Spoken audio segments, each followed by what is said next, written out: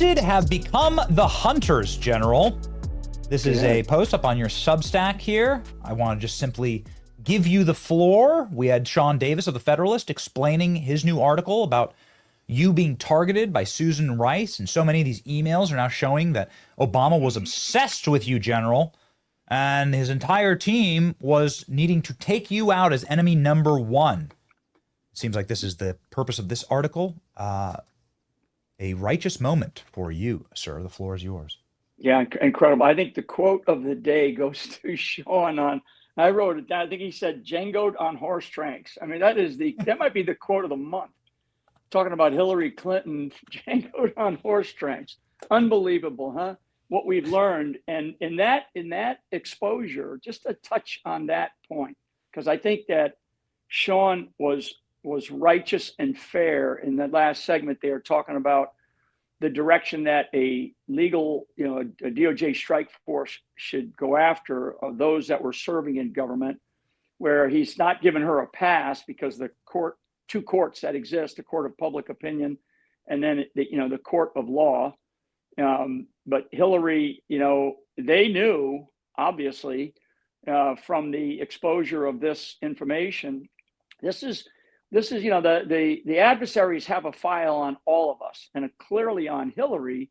They knew exactly what was going on, and everybody here in America was speculating, but actually the Russians, the Chinese, all of our adversaries, even countries in Europe, all knew about her health status, and they would take advantage of it. Never mind all the other kinds of nefarious things that Hillary Clinton was involved in. So.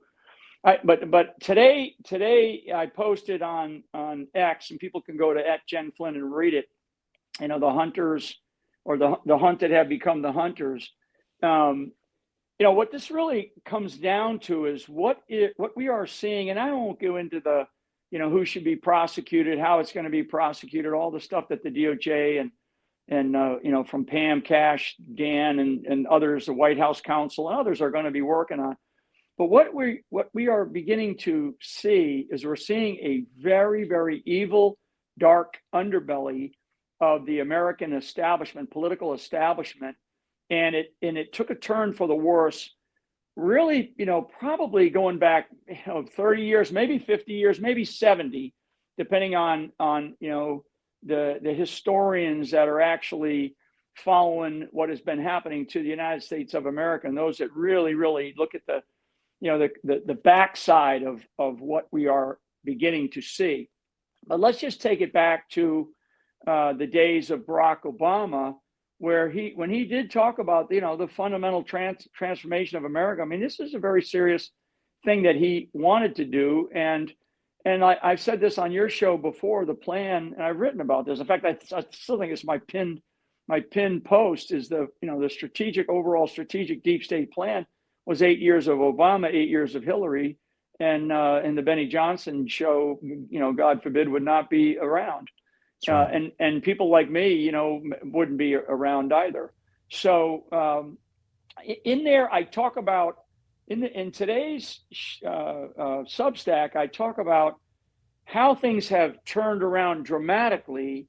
And I think one of the things that Sean did highlight, and I think it's smart, and I think and other smart legal analysts have talked about this, is to use and leverage what the left has done to Donald J. Trump in order to take advantage going forward of who does need to be held to account. And there are going to have to be people held to account. One of the things that I know for a fact, that because I spoke to Trump about this early on in the 2016, post the election of 2016, and early on at that time, and then into 2017, we talked about the spying, the ongoing spying, the speculation, right? I mean, these people are spying on us, right?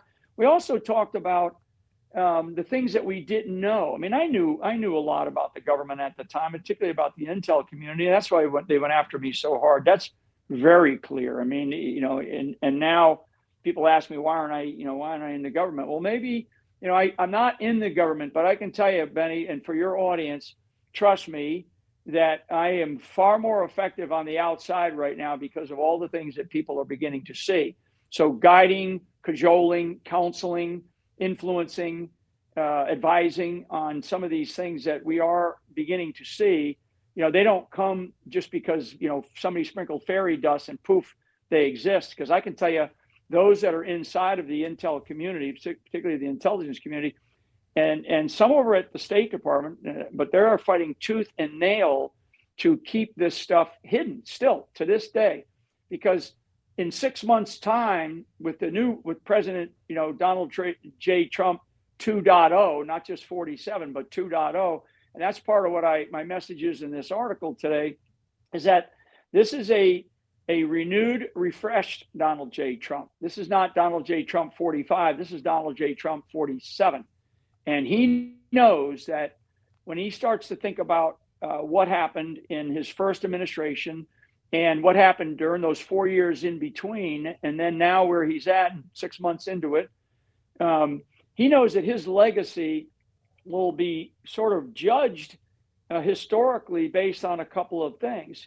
One is to give the United States of America something, and essentially that something is sufficient time to overcome this burden of corruption that we are all experiencing and is being exposed. He's going to have to take some dramatic steps, and he's going to have to drive some of what the Department of Justice is going to have to do. Whereas when he was the president 45 1.0, you would, if you go back and you look at a lot of things, because I paid very close attention because I was in the middle of being persecuted during that time. Trump would say, "We'll see what happens. If I could shut the Mueller, I can shut the Mueller investigation down, whenever I want to, but I won't. I'm gonna let this thing play out." Now Trump is in a much different and a much, much stronger position. So his stance, like the stance of a really solid lineman on the Super Bowl team, is much stronger than it was during his 45th presidency.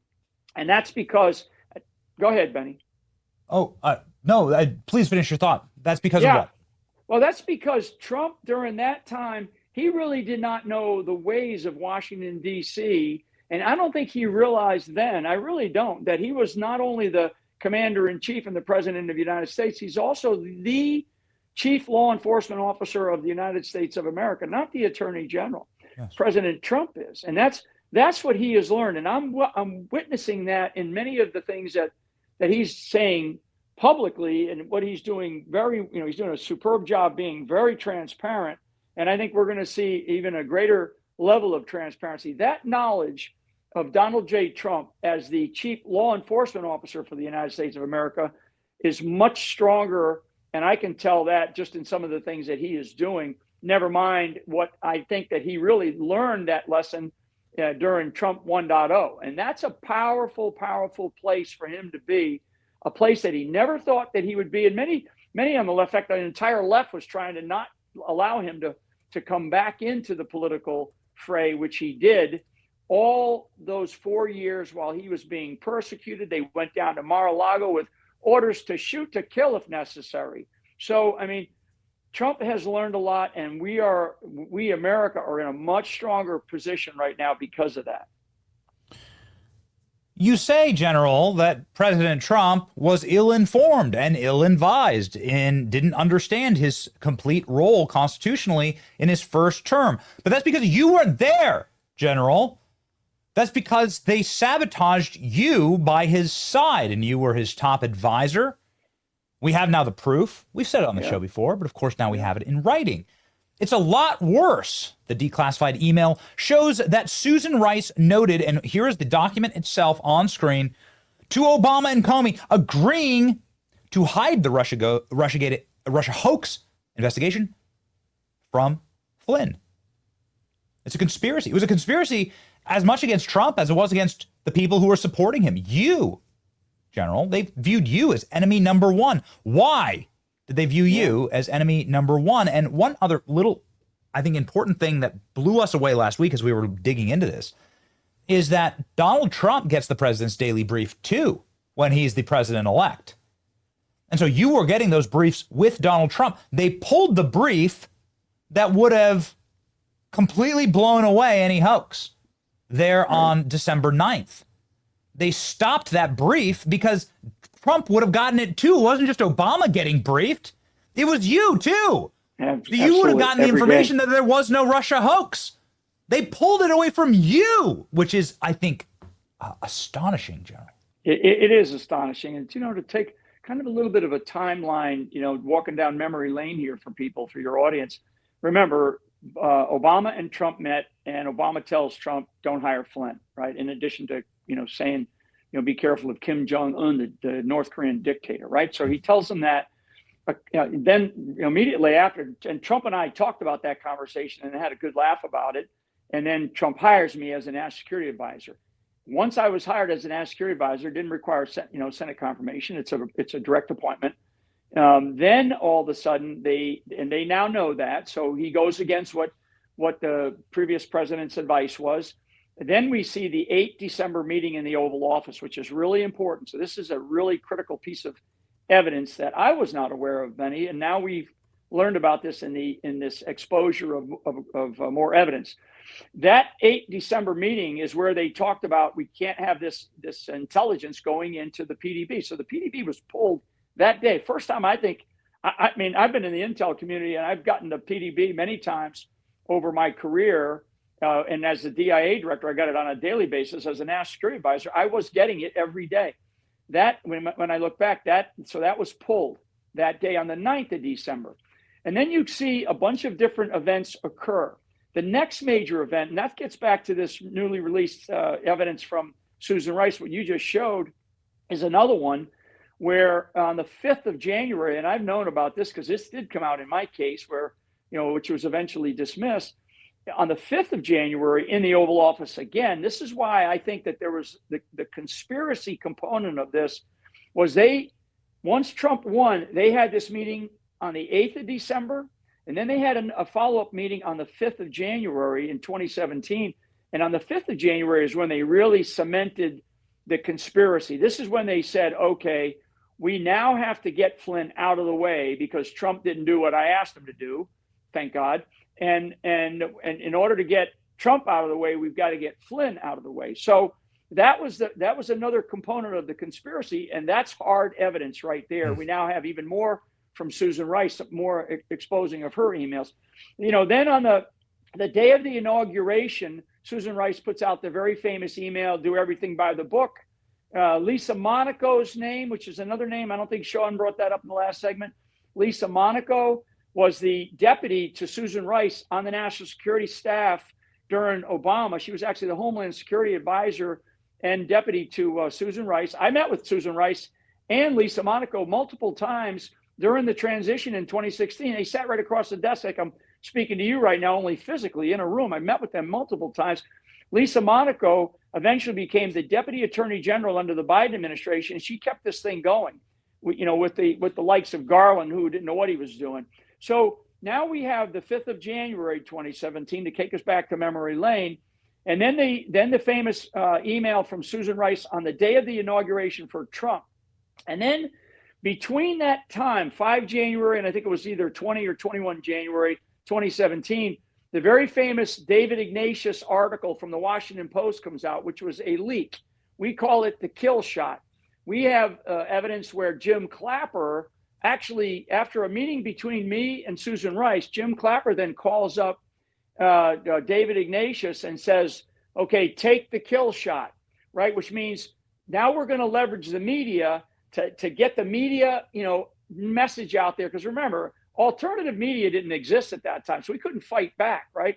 So now the Washington Post puts out this information about Flynn violated the Logan Act, right? And that came out of Biden's mouth during the 5 January timeframe, right? The meeting. So this sort of walk down memory lane, and trust me, on the strike force, because they know this. I mean, I'm don't worry about what I'm doing, folks. Worry about what the people that are in the midst of this conspiracy, they need to worry about lawyering up.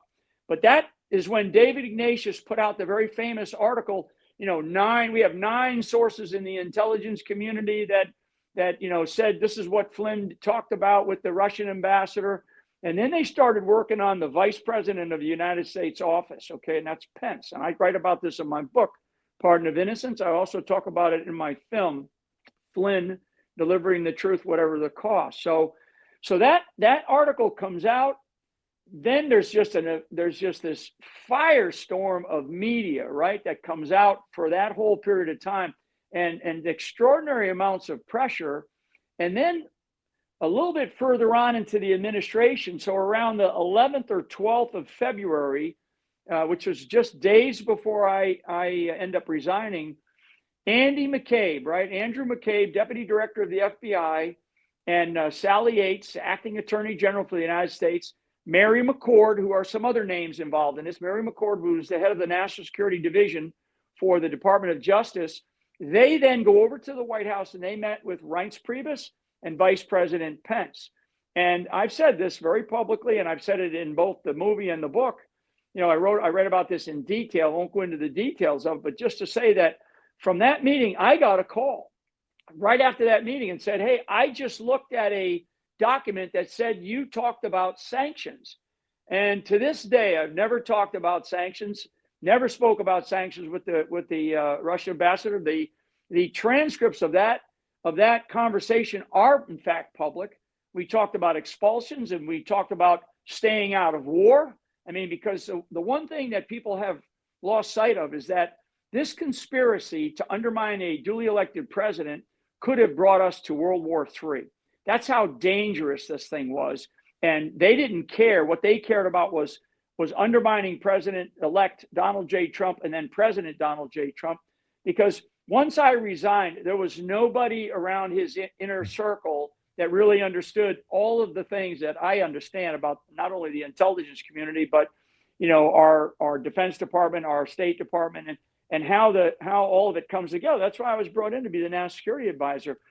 The last thing I'd say, Benny, on this point, on the sort of walk down memory lane, a couple of months later, so I'm out of there.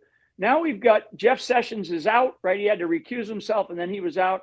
You got Rod Rosenstein, who's now the acting Attorney General. And then there was conversations about March, April timeframe about the 25th Amendment, enacting the 25th Amendment.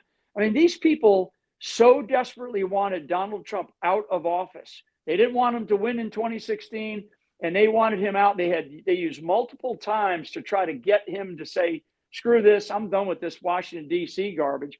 And then they brought in the 25th Amendment. And everybody needs to be reminded about the 25th Amendment issue, which was to get some number of his own cabinet to say, yeah, he's not capable of being the commander in chief and being the president of the United States. That was in the springtime. Once they realized that didn't work, in enters Mueller, right? In enters the Mueller investigation. And once the Mueller investigation began, this is where I don't think Donald Trump understood clearly at that time his role as the chief law enforcement officer of the United States of America. Because I feel, and I've had conversations about it, but I felt at that time, looking back, that he believed that, well, Mueller's going to come in, he's going to find out that this is all a big, bunch of BS, a big hoax, and it's going to go away. Oh, no. And Donald Trump was told after I resigned, and I know this, he was told after I resigned because he thought, well, maybe this Russia thing will go away now that Flynn's out of here, because that's what people around him were telling him. And I know who those people are, and I've written about some of this in my book. When he was told that, when they had that conversation, one person in the room said, oh, no, this is just the beginning. Now that Flynn's out of here, we're in big trouble here. And that's exactly what happened. And here we are. That was early 2017. Okay. Now we are in mid 2025, and the coup d'etat against the United States of America, against a duly elected president again, is still underway. And the deep state has not been brought to heel yet. It will only be brought to heel when serious senior people are held to account. And as we've seen in the last 24 hours, we see, like my friend Rush Limbaugh used to say, Peter Strzok struck stroke. He used to joke about the guy's name.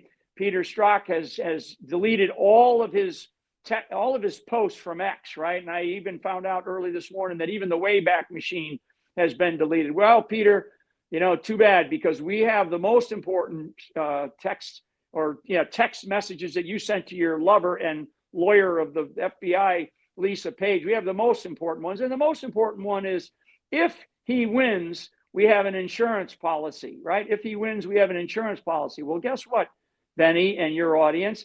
The insurance policy is what we are now seeing in black and white. And to me, this is so egregious. I'm not a lawyer. I should have an honorary law degree with all the crap that I've been through. But I'm just telling you that I know that there are people that are looking hard at this right now. And again, and I'll finish with this, there are two courts. There's a court of public opinion, which is going to destroy these people, and rightly so. And then there's a court of law.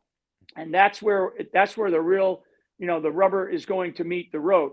The court of public opinion, in my estimate, is most important right now, because we have to retain the power that the GOP has in our government right now as we go into 2026. Right? I'm not worried about 2028 yet. I'm worried about 2026, and I want, because I'm gonna go on my own political tear here between now and that election, because that election is going to be another bellwether.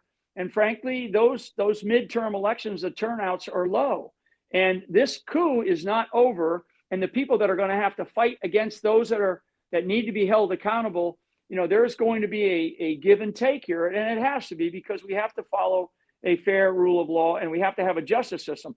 But we don't need to go and dig up more evidence, right? We don't need to go dig up more evidence. Yeah, there's the Trump's not going to become president, right? That's Lisa Page, the number 2 lawyer at the FBI, by the way, not just his pillow partner.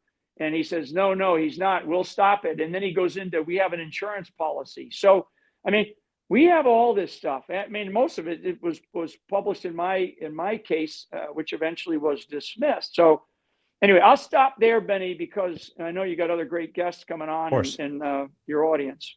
I just wanted to, again, this information is fascinating and rightly posited.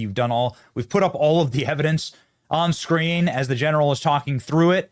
Now, that is the past. The past is prologue to something new that's about to happen. And you just posted about it. And I can't wrap this interview, General, without getting to this, the John Solomon reporting that you have promoted this morning, saying something big is about to happen. We think we've seen the full rodeo. You haven't seen anything yet. You said more accountability is coming soon. John Solomon reporting that there are going to be some massive bombshells declassified in the next 48 hours by the CIA director. They'll have to do with Crossfire Hurricane and Hillary Clinton. Please, General, in closing here, can you frame this for us? What are we about to see? Yeah, so two things, and there's still a lot of internal undermining within the CIA that has to end. The exposure, though, that I think we're about to see is additional exposure of the current evidence that we are seeing with the undermining in the 2016, 2017 timeframe. And I think the big one that's going to come out, and I think it's going to be even worse, is 2020. So 2020 was the coup, as I've said very bluntly. The plan initially was Obama, Hillary, but that got stopped by Trump, right, and the American people.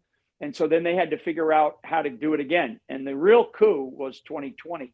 And I think that, I wouldn't expect something in the next 24 hours, because I think that there's some machinations going on inside of the government right now. But I think a lot of what we're going to learn in leading up to 2020 is the coup. And remember, President Trump was the president at that time, right? The 51 it's intel and defense advisors that signed the Hunter Biden letter.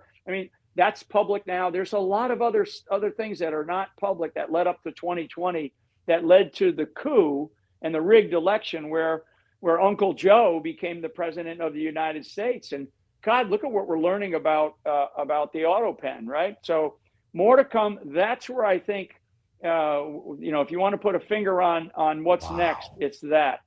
Wow. So that would be, President Trump wasn't necessarily in power. He was the president-elect.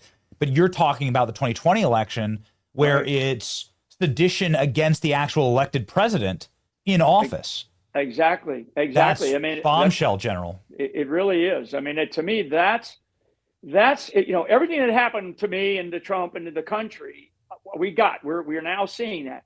Now it's how they then decided, once they couldn't get him to get out 25th Amendment or whatever, or just to say, screw it, Pence, you can have it.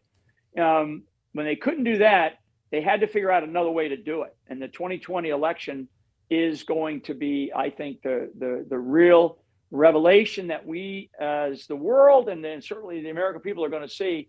And to me, that is going to then allow President Trump to make some decisions about how our elections will be conducted. That's the real story here.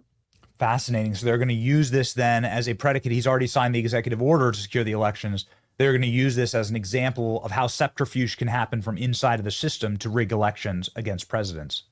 Absolutely. And that's not just here in the United States of America. That's worldwide. General, that's bombshell stuff. Thank you for framing that up for us. We will be on the lookout. Obviously, you should be on the lookout. Here's General Flynn's book, an absolute must read right now if you want to understand what's happening in your country. It's called Pardon of Innocence. You can get it right here on Amazon, and it has a nearly 5-star rating that you barely ever find on Amazon. #1 bestseller. General Flynn on social media, he's followed by millions. You should be one of them, obviously, here at General Mike Flynn on X. And his Substack, we've already put up the article today. Thank you, General, so much for your time. Thanks, Benny. God bless. Godspeed.